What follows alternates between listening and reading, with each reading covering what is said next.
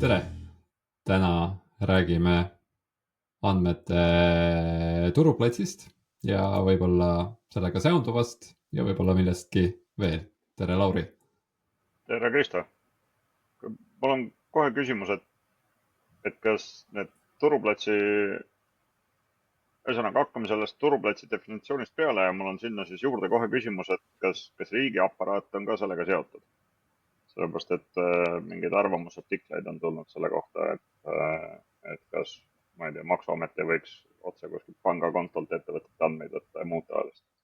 Kas see jääb nagu turuplatsi diskussiooni sisse või sellest välja? Jah, selle definitsiooni peaks kõigepealt paika saama ja selle definitsiooniga on sellepärast keeruline, et need andmete turuplatsid on selline, ütleme, see nimetus tekkis alles umbes 10 aastat tagasi, 2013 vist oli esimene selline teadusartikkel, mis nimetas seda turuplatsiks. Et no loomulikult mingisugune selline andmete vahetusjutte oli enne seda ka, aga andmete turuplats konkreetselt eeldab siis seda, et sul on ühelt poolt keegi, kes müüb andmeid ja teiselt poolt keegi, kes ostab andmeid, et üldiselt see turuplatsi definitsioon on ikkagi seotud sellega, et seal on mingisugune vahetuskaup, ütleme nii.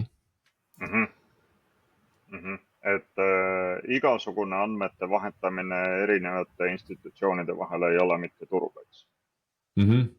Just, et no, ma siin taustaks olen erinevaid teadusartikleid lugenud ja lihtsalt taustainfoks ka jällegi ma panen selle linnukese siia, et mul endal oleks natuke survet rohkem, et ma plaanin lähiajal Äripäevale arvamusartikli kirjutada turuplatside teemal. Loodetavasti nüüd, kui ma olen välja öelnud, siis see mul ka õnnestub, aga ühtlasi need erinevad teadusartiklid, mis ma olen lugenud, kuidas seal defineeritaksegi seda, et noh, neid selliseid platvorme on erinevaid ja kusjuures ühes artiklis tuuakse välja ka Cybernetica loodud XD platvorm.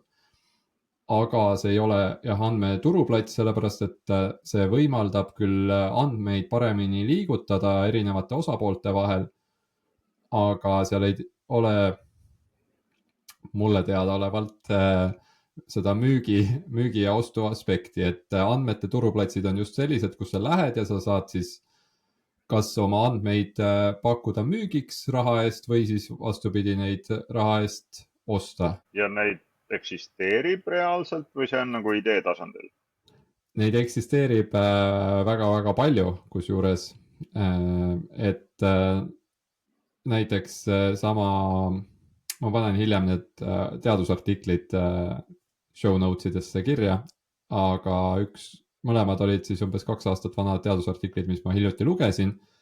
Seal uuriti üle 100 andmete turuplatsi. Aga no sinna üle 100 alla mahtus ka näiteks Cybernetica XD, et nad olid nagu, nad lahterdasidki neid niimoodi, et igas selles valdkonnas oli, ütleme, umbes selline 40-50 tegijat ja seal olid andmete turuplatsid, mis ongi konkreetselt ostu-müügi platvormid, aga lisaks siis sellised XD-laadsed lahendused, mis siis aitavad andmeid vahetada turvaliselt. Ja lisaks on siis süsteemid, mis toetavad isiklikul tasandil andmete vahetamist, et no, ütleme, kui sa enda andmeid tahad jagada. Et sellised lahendused. Human-centric data, mingisugune Euroopa Komisjoni mingisugune suur algatus on sellel teemal vist.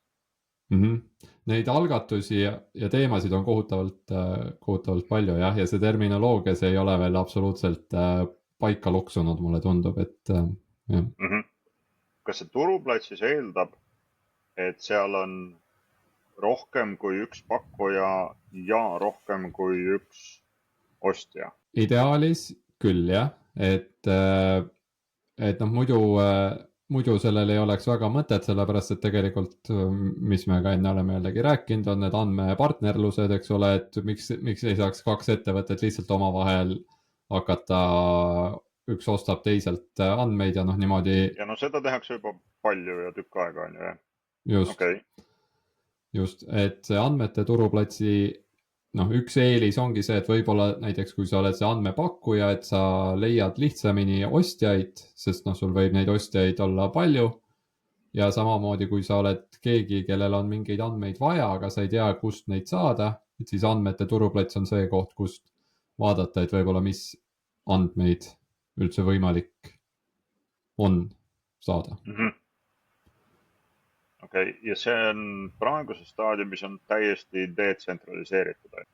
Seal ei ole mingit, ma ei tea, umbes nagu Facebook Marketplace'i või mingisugust nii-öelda meta-levelit, et kuule, et siin on andmete turuplatsid, ma ei tea, sektorite kaupa ja midagi muud taolist. Ma ütleks, et vastupidi, pigem just praegu on väga tsentraliseeritud selles suhtes, et ühtlasi see on siis tsentraliseeritud, aga mitte ühtlustatud, et neid turuplatse on nii palju erinevaid, aga see turuplats on alati see, et noh, see on mingi üks keskne koht, kes siis ühelt poolt vahendab neid ostjaid ja teiselt poolt müüjaid. Üks kõige suurematest tõenäoliselt on Amazoni andmete turuplats, millele soovitan, kes iganes tahab, saab sinna isegi sisse logimata pilgu peale visata, et seal on paar tuhat andmestikku. Kui sa ütled ja ma mäletan, et ma isegi vaatasin sinna kunagi sisse aastaid tagasi. Aga jah, ma ei osanud sellega midagi peale hakata. See tõenäoliselt eeldab jah sellist sul peab see vajadus olema mingitele andmetele. Ja samamoodi selles Amazoni turuplatsil ja muudel turuplatsidel ka, eks neid nii-öelda tasuta või siis tasuta kasutatavaid andmestikke eksisteerib ka palju, nagu samamoodi nagu avaandmed Eestis, et noh, avaandmed teatud mõttes on sarnane lahendus andmete turuplatsile ilma selleta lihtsalt, et seal ei toimu seda rahavahetust. Kas siis iga marketplace reguleerib seda omal viisil või on seal, ma oletan, noh, sa lugesid neid artikleid on, et seal on mingisugused, ütleme, de facto standardid hakkavad välja kujunema, ma oletan, litsentside näol ja midagi muud taolist. Jah, see, no ütleme, need ärimudelid ja hinnastamismudelid ongi sellised osati välja kujunemas, osati võib-olla välja kujunenud, et ütleme, üks artikkel, mis just konkreetselt neid hinnastamismudeleid uuris, nemad lahterdasid selle 7 erinevaks hinnastamismudeliks. Ma kõvasti lihtsustaks seda ja ütleks, et põhimõtteliselt on ikkagi 2, on see, et kas sul on selline tellimuspõhine, et ütleme kuu või aasta maks, et ligi saada andmetele, või siis on kasutuspõhine, kus et vastavalt sellele, kui palju sa andmeid pärid, vastavalt sellele nii palju sa maksad ja siis on erinevaid neid kombinatsioone ja variatsioone nendest, et kas mingid hübriidversioonid või et sul on limiidid peal, kui palju sa saad pärida ja nii edasi. Kas ma oletan, et need turuplatsid kuidagi valideerivad neid müüvaid pooli? Et noh, eriti AI-ga on nagu lihtne igasugu sünteetilisi andmeid genereerida. Et see nagu ikkagi päris asi on seal. See on minu meelest kõige huvitavam asi kogu selle andmete turuplatsi juures, et seal ongi see nii-öelda usalduse küsimus on kõige suurem küsimus ja tegelikult mõlemalt poolt, et ja ühelt poolt need ostjad on ju, et kus sa tead, et need ei ole lihtsalt mingid võltsitud andmed, sest kes iganes võib genereerida mis iganes andmeid. See ongi probleem, et väga raske on tegelikult valideerida ja see on selline osaliselt avatud küsimus siiamaani, et seal on erinevaid viise, kuidas seda on püütud lahendada. Üks viis on see, et ostjad saavad hiljem anda tagasisidet, natukene nagu selline reitingusüsteem, eks ole, et kas need andmed olid kasulikud ja väärtuslikud ja vastasid sellele, mis seal oli või mitte, sest tihtipeale on ka see, et sa natukene ostad nagu põrsast kotis, sellepärast et võib-olla sa näed küll näiteks 10 rida sellest andmestikust, aga noh, sa ei tea, kui palju tegelikult kogu selles andmestikus võib olla valesid väärtuseid, tühja väärtuseid, kas see üldse on selline andmestik, nagu seal lubatud oli, et siukseid riske kindlasti eksisteerib.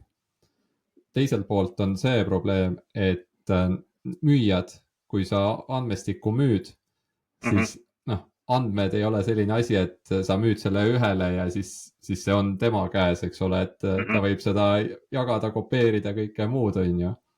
Et nagu need naljad on, et kui, ma ei tea, kas see on tõsi või mitte, aga kunagi, kui mingilt ettevõttelt varastati andmebaas ära, on ju, et siis ta läks sinna foorumisse ja kirjutas, et palun saatke mulle see andmebaas tagasi ja mingid sellised naljad, on ju, et see on müüjatele risk ja selline ohukoht ja see on samamoodi väljakutse, et kuidas lahendada seda, et kes iganes ka ostab selle andmestiku, ei hakkaks seda lihtsasti igal pool jagama või edasi müüma odavama hinna eest kuskil teisel turuplatsil.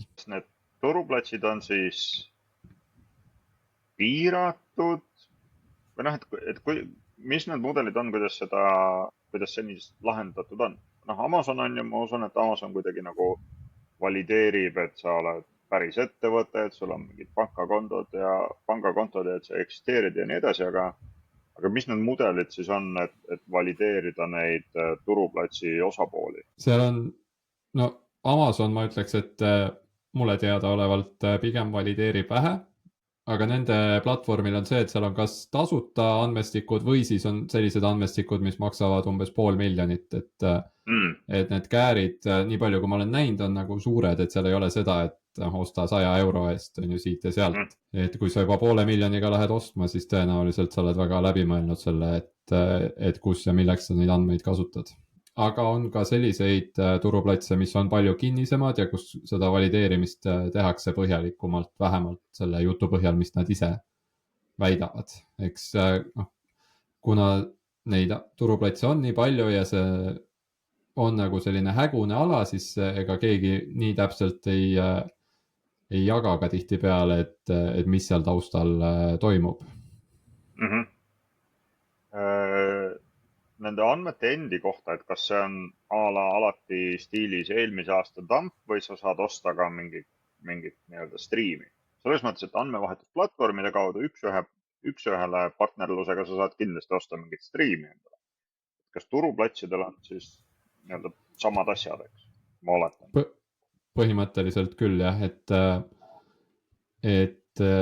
seda jällegi oleneb kust sa loed, on ju, seda võib lahterdada 10 erinevaks meetodiks, aga laias laastus on täpselt need 2, mis sa ütlesid, et kas sul on üks fikseeritud andmestik või siis sul on selline pidev pealevoog andmetest ja pigem see soovitus on kasutada seda striimi või andmefeed, andmevoogu, ütleme, sest seal on ka see nüanss, et esiteks need andmed võiks olla enam-vähem reaalajas või reaalaja lähedased, mis annab andmetele endile rohkem väärtust.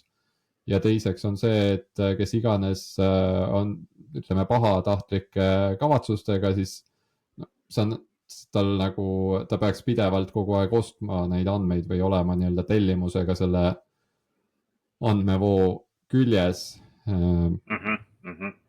Jah. Et selline muster nagu suurendab seda jooksvat läbipaistvust. Aga kindlasti on nendel fikseeritud andmestikel ka oma väärtus, et väga palju kasutatakse erinevate masinõppemudelite treenimiseks selliseid fikseeritud andmestikke ja just ka saab seda hinnastamist teha selles suhtes erinevalt, et ütleme, pidev andmevoog on kallima hinnaga, aga kui sul on need vanad andmestikud, võib-olla ei olegi väga vahet, kui need kuskile rändama lähevad, kui need on anonüümiseeritud kujul, eks ole, aga need on, ütleme, 5 aastat vanad andmed, siis mis teha? Okei. Anonüümiseerimisest rääkides, et kuidas need andmeplatvormid nende GDPR-i ja muude data protection regulatsioonidega suhestuvad? Või dark web nagu ei suhestu kuidagi, on ju, aga ma usun, et need andmeplatvormid millest teadusartikleid kirjutatakse ja internetis leitavad on, nad kuidagi lahendavad seda. No number 1 nii-öelda lahendus on diferentsiaalprivaatsus, mis ongi eestikeelne termin EKI väitel ka, Keeleinstituudi väitel. See on siis see, et kui sa andmestikku pärid, et sa ei suuda sealt eristada ühte inimest teisest. Ideaalis see peaks niimoodi toimima. Okay. Et seal on erinevaid meetodeid, tõenäoliselt peab mingil määral olema pseudonümiseeritud või siis andmeid on statistilise meetodite põhjal niimoodi muudetud, et ei ole tuvastatav, et kes see konkreetne inimene on, kelle kohta need andmed on. See kindlasti isikuandmed on üks teema, ma ütleks muidugi, et alati ei pruugi ju andmed, mida müüakse või ostetakse, olla tegelikult isikuandmed, et seal on muid huvitavaid andmeid ka, nagu ilmaandmed ja satelliidipildid ja kõik muu, mis me oleme eelnevalt mingil määral arutanud. Okay. Tead sa kedagi, kes ostab või müüb andmeid andmete turuplatsil? Niimoodi Eesti kontekstis ma ei oska öelda, et Eestis, kes on kindlasti üks suurematest andmepakkujatest, on tõenäoliselt Äripäeva Infopank, neid on võib-olla veel. Kas nad ka andmete turuplatsidel kuskil seda teevad, ma ei oska öelda. Aga maailmast on palju näiteid, kus kasutatakse neid andmete turuplatse. Seal on kindlasti see nüanss, et kohati saaks sama hästi kasutada otse andmepartnerlust. Aga näited on sellised, et näiteks üks Austraalia kiirtoidukett, mis ostis siis endale pangatehingute infot anonüümiseeritud kujul ja selle pealt suutsid oma ärimudelit ümber ehitada, et nad said vist kuidagi turunduslikult täpsemalt sihtida, et kes ja kus võib-olla nende kliendid on. Et seal võib väga põnevaid asju tulla. Ma ei tea, kas Eestis või Euroopas need pangaandmed kui kergesti jagatavad on, aga selliseid lahendusi eksisteerib või selliseid kasutusjuhte. Nende müüja poole kohta, et ma oletan ette, et see evolutsioon on ikkagi selline, et sa esmalt oled võimeline tegema andmepartnerlust ja siis paned seda turuplatsile. Samas ei pea. Ma just mõtlen, et ega ettevõte ei pea otse neid andmeid müüma, kui leitakse, et teeme nüüd selle andmetoote, et siis see võib olla otse sihitud selle turuplatsi või turuplatside jaoks ja seda ei pea isegi üks ühele müüma. See ei ole otseses, et seal ei pea niisugust järjestust olema, et kõigepealt üks ja siis teine, et need on lihtsalt erinevad asjad, mitte erinevad komplekssuse tasemed. Just. Kindlasti selle andmete turuplatsi üks puudusi praegusel hetkel on ka see, et kuna neid pakkujaid on nii palju, et millisele turuplatsile siis minna ja ei ole sellist standardit, et kõigil oleks see, et andmed peaks olema nüüd sellisel kujul või midagi, et kõik need lahendused on isemoodi ja siis see paratamatult tähendab seda, et tegelikult kui sa ühele lähed, et siis järgmisele minnes see töö võib-olla ei ole 2 korda või ei ole teine sama palju, aga ta ei ole ka niimoodi, et lihtsalt ühendun järgmisesse, et liiga killustatud veel kogu see maastik. Okay. Tundub huvitav. Ma just mõtlen selle peale, et oma töös, et mis peab juhtuma selleks, et ma jõuaksin sinna, et mul on pudelikael, et üks võimalikke viise seda pudelikaela lahendada on andmeid juurde hankida. Mingitel puhkudel on see ilmselge, et kui sa oled finantsasutus, krediidipakkuja, et sa lähed krediidibüroolt andmeid ostma. Aga et nüüd ma olen logistikaettevõttes, et mis see kasutusjuht on, mille puhul ma võiks mõelda, et ma lähen vaatan, mis seal turuplatsidel pakutakse. või noh, jah, nii-öelda andmete küpsusmudelis on see ikkagi ilmselt päris kõrgel tasemel, on ju, et see eeldab komplekssete mudelite kasutust ehk siis andmeteadust. Jah, okei. Hakkab see paigutama nüüd sinna, et kuidas keegi sinna jõuab, on ju. Et kui sa teed Excelis oma analüütikat, siis ei ole mõtet andmeid nagu juurde osta. On ju? Nõustun. Jah. Ma arvan, et seal on ka see, või üks viis, kuidas sellest mõelda on, kui mõelda tavapärasele kaubandusele, eks ole, et siis meil on justkui need, kes ütleme, siis on mitmekihilisem, aga kui väga laiaks minna, et ma saan kartulit osta otse põllumehelt ka, eks ole, et miks minna poodi, pood on selle, võib-olla ta on selle põllumehelt ostnud, võib-olla see tuleb hoopis kui kuskilt hulgimüüja laost, eks ole. Et see andmete turuplats on natukene nagu see hulgimüügi ladu, et ühest küljest neil on vaja, et nemad peakski olema see, kes ühest küljest toob neid erinevaid andmepakkujaid sisse ja teisest küljest siis ütleme, pakuks näiteks, et kuulge, et te olete logistikaettevõte, et meil on selliseid andmeid ja meie näeme, et need oleks nii ja niimoodi teile kasulikud. Et see turuplats ise teenib sealt võib-olla mingisuguse, mõistlik oleks, et nad midagi sealt vahelt teenivad, tasuta tööd keegi vist väga ei teeks. Aga see aitaks seda, et siis oleks nende ülesanne näidata sulle näiteks, et kus need andmed kasulikud oleks.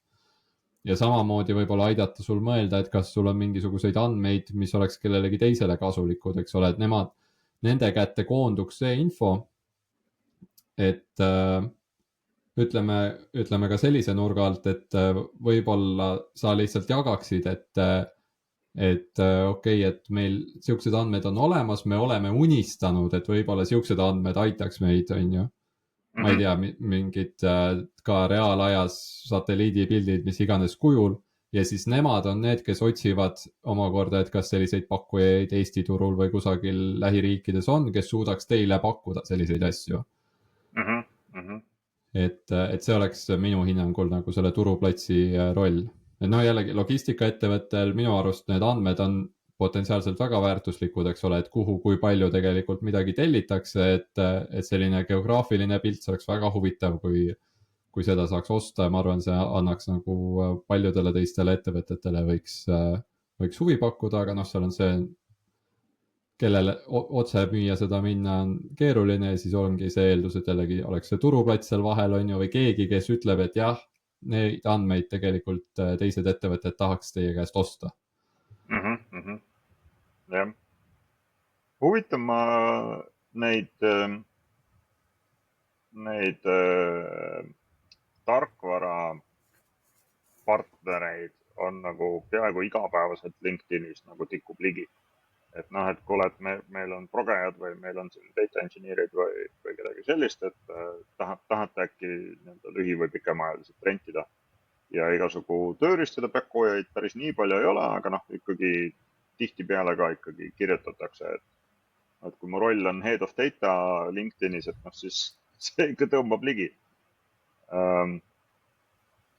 Aga selliseid andmepartnerlust või turuplatsi ma ei ole küll ühtegi kohanud. Võimalik, et see sektor on nagu veel lapsekingades või siis on seal mingid muud põhjused, miks see nii ei käi, ei tea. Kindlasti on lapsekingades, ma ütleks, et ja seal ongi need mured, et andmed on väga abstraktsed asjad, mida müüa ja seda on keeruline niimoodi, ütleme, kui sul on SaaS toode, siis seda on lihtsam võib-olla, et tulistadki kõigile, ja kes iganes ostab, see ostab, aga andmetega see protsess läheb keerulisemaks, sest keegi peab ju need andmed süsteemidesse integreerima, keegi peab üldse aru saama, et need andmed on väärtuslikud ja nii edasi ja kuskil peavad need andmed olemas olema, et keegi tahab neid müüa ja kõike muud, et neid jah. Või siis nii-öelda tüüpiline klient on ikkagi nagu a la miljard pluss käibega ettevõte. Võib ka seda olla. Ja. noh, kindlasti suured ettevõtted ja nojah, okei, sa oled ka pooleldi või täielikult riigiasutuses, aga no riigiasutused võib-olla on ka tihtipeale Riigi äriühingus, mitte riigi riigiasutus. Ma ei selge. ole riigiametnik. okei. Jah. Aga jah, et suuremad organisatsioonid on võib-olla, on need sihtrühmad ja Eesti turg on võib-olla ka nii väike, et mõeldaksegi, et noh, ei tasu siia siis selle pealt panustada äkki. Mul oli huvitav mõte siia juurde just, et noh, riigi äriühinguna samamoodi nagu riigiasutused, asjade ostmine käib läbi hangete. Huvitav, kas keegi on hankinud kunagi andmeid. Ma ei tea, ma olen seda riigihanke registrit aeg-ajalt vaadanud ka enne seda, kui ma siia tööle tulin, mida Omniva on aastate jooksul hankinud. Aga ma ei ole selle nurga alt vaadanud, et kas keegi on kunagi nagu riigihanke teel andmeid ostnud. See võib huvitav olla.